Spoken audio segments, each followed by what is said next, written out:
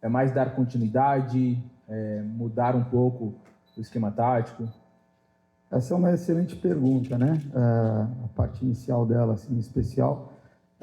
Eu, durante a minha vida toda, busquei enfrentar os desafios que eu tinha pela frente para conseguir conquistar o espaço nos ambientes onde eu estava.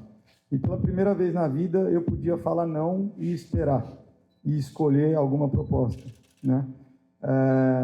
Aliás, meu plano inicial era me preparar para iniciar algum trabalho no ano que vem.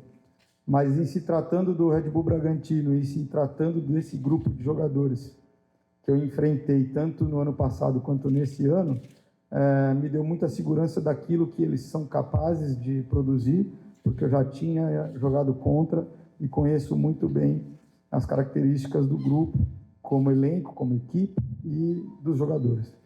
Acho que tem um legado importante aí em relação à taxa de trabalho, ao comprometimento coletivo, à dinâmica de jogo, que são coisas que a gente vai explorar, e tem outros aspectos que a gente vai buscar implementar de acordo com aquilo que a gente entende que pode ser mais eficaz para esse momento, né? Então, venho com muita convicção daquilo que a gente pode construir, muito seguro e confiante em relação às pessoas que trabalham no Red Bull. Eu acho que é um projeto top, único no Brasil, e que também tem profissionais desse nível, em todos os âmbitos, no treinamento de campo, na gestão técnica, na gestão administrativa. Então, eu acho que se a gente tem a oportunidade, em algum momento da vida, de escolher com quais pessoas a gente vai trabalhar e no projeto que a gente vai trabalhar, para mim era algo que não tive nem dúvida. Não importa se está na situação do rebaixamento, se está na situação de brigar por uma classificação em alguma coisa, o que importa é a gente entender a capacidade que a gente tem junto com esse grupo todo de trabalho que transcende o grupo de jogadores, que é o ambiente que a gente vai construir para conseguir ter os resultados de curto prazo que a gente precisa e também, no segundo momento, pensando naquilo que a gente pode construir a médio e longo prazo juntos. Então, com certeza, tem aspectos do meu jogo que eu trabalho que são bastante já solidificados, mas que não são imutáveis, que eu sempre busco evoluir, renovar e atualizar, e que a gente vai incorporar elementos nesse sentido, dentro dessa ideia de que, para que a gente consiga ter êxito nesses 7 jogos, nós precisamos ter a consciência de que é preciso ter coragem de fazer 2 coisas, coragem para jogar, mas coragem para no dia a dia estar disposto a trabalhar para melhorar. Que não é tão fácil se mobilizar para trabalhar dessa forma num momento como esse. Muitas vezes os jogadores, as equipes, os treinadores, numa situação mais delicada, se retraem, né? Muitas vezes acabam optando por um caminho de menos exposição, de maior segurança, que também é importante ter essa leitura em função do nível de responsabilidade e urgência do momento, mas nós não podemos nos diminuir, nós temos que nos potencializar nesse momento, e isso daí é preciso ter coragem. E acho que eu estou num projeto que tem coragem. Eu acho que aqui tem pessoas que têm coragem, tanto na gestão, quanto no grupo de jogadores, quanto na comissão, e tive uma primeira impressão muito boa em relação à capacidade do grupo de trabalho, de jogadores e de toda a organização de empreender isso nesse momento. Selbra, você está chegando agora, então se teve erros até aqui ou não lhe compete, porque é o trabalho daqui para frente. Em coletivas você diz que você é treinador pago para resolver problemas, em entrevistas anteriores, e não para reclamar. Você chega aqui para resolver um problemão, né, que é evitar esse rebaixamento do Red Bull Bragantino, que você já conseguiu com o Cruzeiro no ano passado, por sua competência e trabalho. O que a experiência do ano passado naquele Cruzeiro, né, não agora do seu trabalho, que também a gente reconhece que era muito bom, o que aquilo pode te ajudar nesse momento, aqui com esse Bragantino, né? A gente analisando, porque às vezes a preocupação do torcedor, quando chega um profissional do tamanho agora do Fernando Seabra, nos dá a sensação e a tranquilidade de que, né, o Red Bull não será rebaixado. Mas, para isso acontecer, precisa pontuar. O que você tira daquele Cruzeiro do ano passado e essa questão, né? Eu tenho aqui, não tenho que ficar reclamando se eu tenho jogador ou não tenho, se vai contratar. Eu sou pago para resolver os problemas. Como você vai resolver os daqui? Olha, justamente esses pontos que eu mencionei, né? Aquela experiência deixou muito claro para a gente que, mesmo sendo um final de temporada e uma temporada que pode ter tido seus desgastes, seja de calendário, seja logístico, seja de resultado, você nesse momento ser capaz de se mobilizar e ter a coragem de desenvolver o jogo num momento como esse. Então, para isso precisa de um esforço coletivo dentro do clube como um todo, todo mundo funcionar como num pacto de que nós vamos trabalhar com qualidade, com uma taxa de trabalho alta e que essa cultura nossa ela tem que estar transcendendo o campo e indo para todos os espaços do clube. Então, naquele momento, os jogadores se disponibilizaram assim, de uma forma muito, muito, muito positiva em relação a fazer tudo que fosse preciso para que a gente coletivamente saísse daquela situação. Então, está aberto a ideias novas de como treinar, está aberto a ideias novas de como jogar, ter a coragem de implementar isso nos jogos e de evoluir essas ideias jogo a jogo, mesmo faltando só 6 jogos, naquele caso só faltava 6 jogos, era um jogo a menos ainda, né? E também a disponibilidade de fazer o que fosse preciso fora do campo. Então, todos os jogadores, entre todos os jogos, fizeram coaching individual, por exemplo, né? Fizemos os coachings setoriais, quer dizer, então assim, passa muito por entender que a gente vai precisar fazer por merecer, e para fazer por merecer a gente tem que trabalhar bem e numa quantidade ótima, porque a gente também precisa chegar inteiro mentalmente e fisicamente para os jogos, né? Então, basicamente, nessa circunstância, estar disponível e ter coragem de fazer o que precisa ser feito, né? Ter personalidade para isso, não se despersonificar pela ameaça. Medo de rebaixamento, todo mundo é ser humano, tem que ter, mas o medo não pode te paralisar. Você precisa focar nas soluções e nas ações que você precisa empreender, e o principal estar disposto a construir isso, né? Colocar em prática, ter coragem de fazer, individualmente e coletivamente. No jogo, é claro, mas principalmente no dia a dia que prepara o jogo. Fernando, você já disse em coletivas, entrevistas, que você gosta muito do Klopp, e coincidência ou não, o Klopp trabalha na Red Bull, e ele tem como principal expoente do jogo de Gegenpressing, né, que é o contra-pressão, ele é o principal expoente que teve melhores resultados. Antes dele, a Red Bull tinha o Ralf Rangnick, que foi o cara que criou isso. Então, a Red Bull está sempre por esse lado de jogo. O quanto desse jogo você tem no seu modelo de jogo e o quanto de jogo relacional e jogo de posição você pensa na hora de montar suas equipes? Sim, eu gosto de fazer um jogo bastante pressionante e agressivo, né? Tanto no momento defensivo quanto no momento ofensivo. Então, quando a gente está em organização ofensiva, a gente pode elaborar? Pode, mas sempre buscando atacar, buscando uma vantagem que pode nos aproximar de criar uma chance de gol. Se nós temos condição de verticalizar direto, seja de forma associativa, né, seja com uma ruptura um pouco mais longa, e isso pode nos gerar uma oportunidade de gol, isso é a prioridade, tá certo? Então, é um jogo basicamente de criar vantagens e que possam gerar oportunidade de gol e explorar isso de forma rápida e objetiva. Junto com isso, precisamos sempre recuperar a bola o mais alto possível, seja num ataque desses associativo rápido que não tenha sido finalizado e acabamos perdendo a bola, precisamos ter uma dinâmica coletiva e ocupação de espaço e comportamento que nos permita fazer uma pressão pós-perda rápida para continuar ou reiniciar esse ataque, né? E também em organização defensiva, buscar empreender uma forma de pressionar o adversário que nos permita defender por pouco tempo para já ter a bola e para recuperar a bola em situações favoráveis para criar ataques ou transições ofensivas rápidas para finalizar. Então é um jogo que busca ser objetivo para cumprir a lógica do jogo, tá certo? E que também seja intencional no sentido de fazer as coisas com critério para criar e explorar todos os tipos de vantagem que nos permite criar chances de gol ou anular oportunidades do adversário. Então, o jogo posicional, acho que ele é importante para a estruturação do espaço, mas acho que ele é um ponto de partida, ele não é um fim em si mesmo.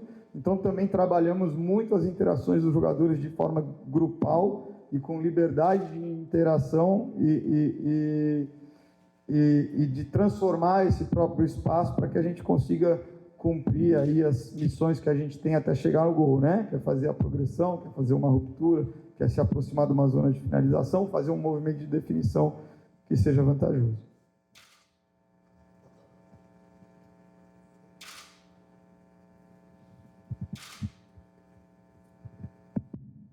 Boa tarde, Seabra, Felipe Bragança. É inevitável, nessa altura do campeonato, fazermos contas e projeções sobre esses 7 jogos que restam no Brasileirão. O ideal, acredito que, obviamente, o objetivo seja esse, de 7 vitórias nesses 7 jogos que restam. Mas qual que é a projeção, quais que são as contas que o Fernando Seabra está fazendo para essas partidas que ainda restam? Olha, eu acho que o foco do trabalho é sempre buscar uma evolução do jogo da equipe e vencer o próximo jogo, porque isso transforma o cenário e é fazer jogo a jogo, tá certo? Se você olhar historicamente e da forma como está a disputa hoje, 11 pontos vai para 45, a chance de rebaixamento com 45 pontos é muito baixa, então seria 3 vitórias e 2 empates, né? Mas pode ser que nessa temporada escape com 44, escape com 43. Nesse momento, esse tipo de pensamento não pode ser a nossa prioridade. A nossa prioridade é dar uma resposta em relação à atitude, em relação à qualidade de jogo, em relação ao ambiente de jogo, e para isso a gente conta muito com a torcida. A gente conta muito com a contribuição crítica de vocês, no sentido dela ser construtiva também, tá certo? Para que a gente possa, jogo a jogo, melhorar, né? A gente precisa somar esforço e se potencializar. Cada dia a equipe precisa estar melhor. De um jogo para o outro, a equipe precisa estar melhor. Então tudo tem que ser feito com critério, tanto de quem está de dentro quanto de quem está de fora, tá certo? E para isso a gente conta demais com o apoio aí da nossa torcida. A gente precisa ter um ambiente de vitória. A gente precisa ter a vitória na nossa boca, a gente precisa ter a vitória no nosso coração. A gente não tem que ter a menor inibição de pensar e de falar essa palavra. Essa palavra ela tem que estar no nosso dia a dia. Ela tem que estar na nossa sessão de treino, ela tem que estar na nossa previsão, no nosso vestiário, mas ela tem que estar no nosso coração e na nossa atitude na hora de jogar, né? E ela precisa vir da arquibancada para o campo também. Agora, a gente tem que saber que a gente tem que trabalhar de uma forma, porque só 3 coisas vão acontecer no jogo, no sábado, quando o jogo acabar. Todo mundo sabe. Vitória, empate ou derrota. A questão é o que a gente leva para o jogo além do resultado. Então, se a gente se diminui, se a gente faz um jogo porque a gente está intimidado com a situação, se a gente não explora o potencial que a gente tem daquilo que a gente pode construir de qualidade do jogo e a vitória não vem, o que a gente leva para o próximo jogo? Tá certo? Então, a gente não pode transformar 7 jogos em 1. Tá certo? Agora, a gente pode transformar um jogo e condicionar os próximos 6, dependendo da nossa atitude. Então, esse é o trabalho que a gente está fazendo interno com o elenco. Mas esse trabalho interno, ele só vai realmente ter o significado, o peso e o impacto que ele pode atingir se isso estiver em todo o entorno. Se isso estiver em todo o entorno. E isso envolve todo mundo que faz parte, de dentro e de fora. Envolve vocês, envolve o nosso torcedor, né? Envolve as famílias dos nossos jogadores, as famílias da comissão técnica, né? Então, esse é o espírito que a gente tem que ir. Fernando, boa tarde.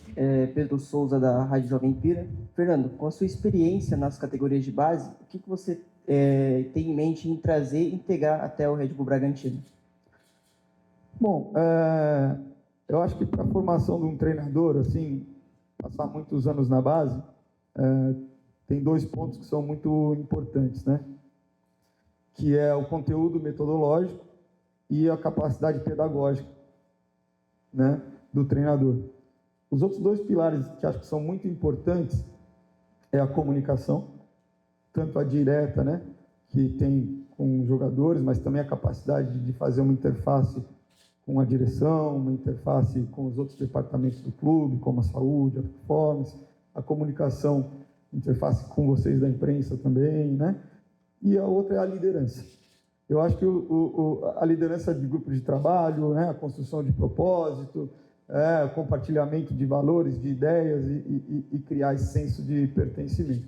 A base, ela ajuda em todos esses 4 aspectos, quando o treinador vai adquirindo uma experiência mais vasta, mas em especial no conteúdo pedagógico, né, e na metodologia de trabalho.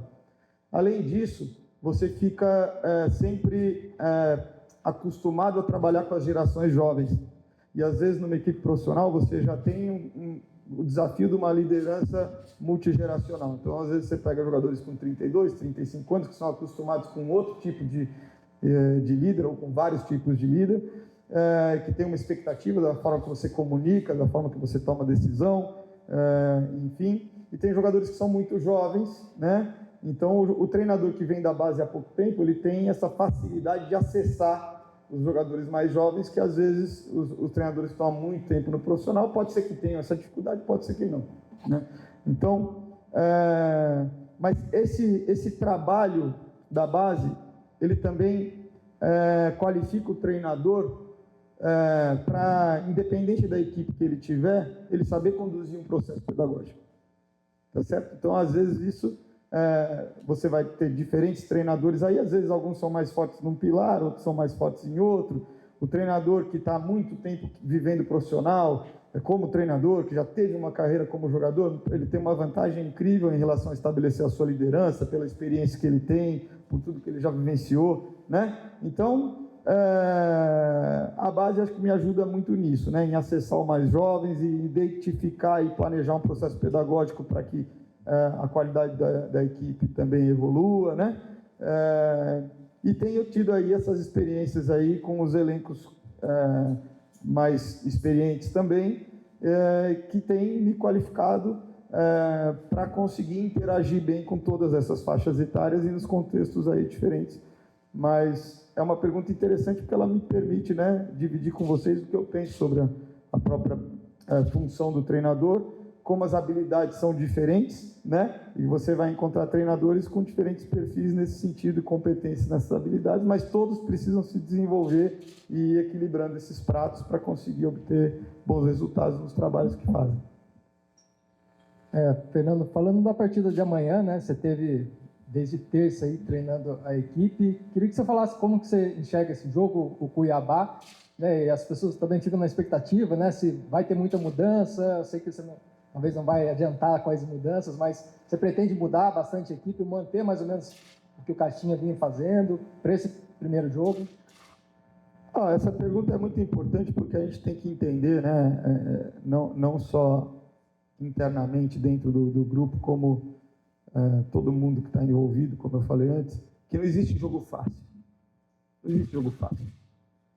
O São Paulo teve uma semana entre um jogo e outro, foi jogar contra o Cuiabá lá, e perdeu de 2-0. Não é porque o Cuiabá está com a pontuação que está, né? Os jogos são únicos, existem as estratégias do jogo, né? Eventualmente uma estratégia é mais feliz num jogo, outra no outro, e uma equipe consegue desempenhar acima do que ela venha desempenhando, a outra desempenhar abaixo, enfim. Então, primeiro a gente tem que se preparar mentalmente para entender que vai ser um jogo muito difícil a priori. A gente não pode criar uma expectativa e criar uma narrativa de facilidade. Isso atrapalha o trabalho dos jogadores e isso também acaba condicionando até o próprio trabalho de análise e interpretação dos jogos que vocês precisam empreender, tá certo?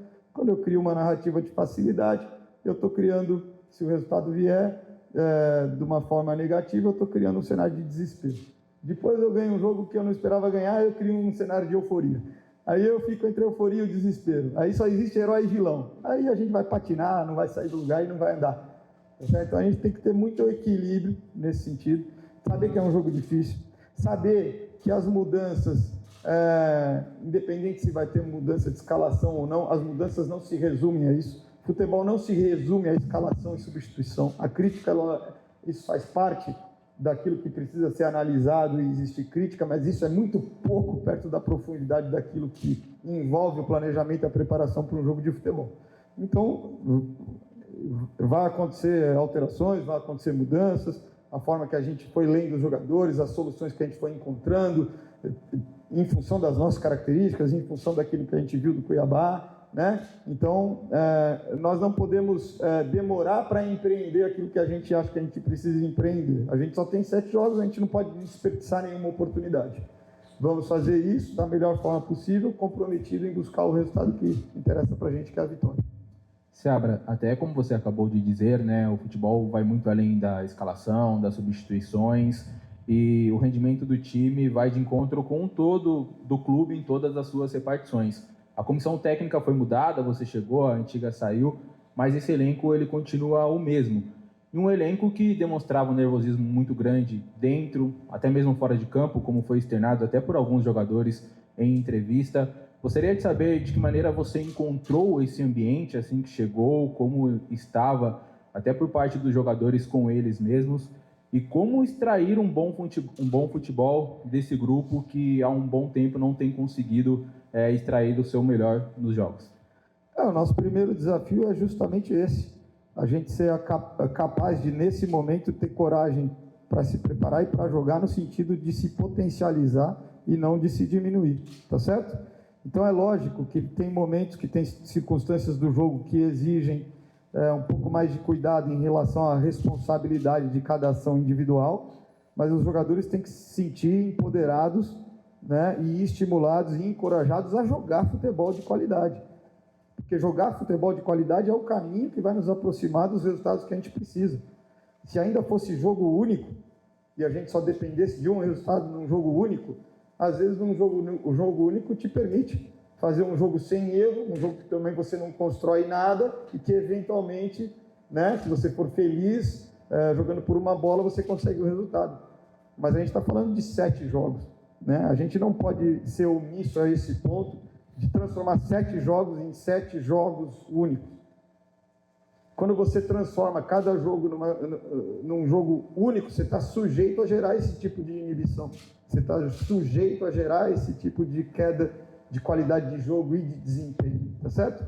Então, é maturidade no sentido de que tem circunstâncias do jogo, de que a tomada de decisão do indivíduo, que é dele, mas que a gente alimenta e trabalha ela todo dia para que ele tenha os melhores critérios para tomar essa decisão, tem circunstâncias em que a responsabilidade coletiva, que é um elemento que está dentro da tomada de decisão, ela tem que pesar mais. E tem risco que não vale a pena correr. Tá certo? Mas tem situações que a gente tem que ter a leitura de que no custo-benefício de cada situação, se a gente tem condição de gerar uma vantagem, de criar um cenário que é favorável para se colocar numa circunstância de superar o adversário, de gerar uma chance de gol, de quebrar uma pressão que vai poder colocar a gente numa situação de ter uma finalização com uma expectativa alta de gol, a gente tem que fazer dessa forma. E isso, em alguns momentos, vai envolver erro. Não tem, o futebol é um jogo de erro. De cada 100 posses de bola, 100 situações de ataque, sai um gol. A questão é muito mais como você vai lidar com os erros que você vai cometer durante o jogo, tá certo? E aí, para isso, entrega, solidariedade, um cobrindo o outro, reagindo coletivamente. Então, realmente é um espírito coletivo que precisa acontecer e que dê suporte para que os indivíduos se sintam capazes e com coragem e se potencializar e terminar o campeonato jogando um futebol coletivo e individual melhor do que o do momento. Que o do momento, infelizmente, acabou colocando a gente momentaneamente na zona de rebaixamento. E nós temos que trabalhar aquilo que vai nos tirar disso e não fazer um futebol aleatório de um jogo. Muito obrigado, professor. Obrigado, Diego. Boa tarde a todos. Só uma coisa, eu queria só fazer um encerramento. Assim, as responsabilidades que são minhas eu preciso assumir. Foi um pedido meu, tá, gente, que nessa semana a gente não abrisse para a imprensa, beleza?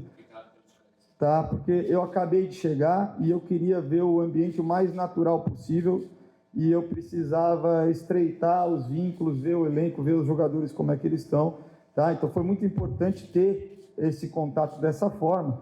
A partir da semana que vem, a gente vai começando a abrir, não sei se na frequência que estava anteriormente, mas a gente já vai começando a abrir, pelo menos um treino na semana que vem, vocês vão ter o acesso do jeito que vocês tinham antes, beleza? Obrigado pela compreensão. Obrigado, professor.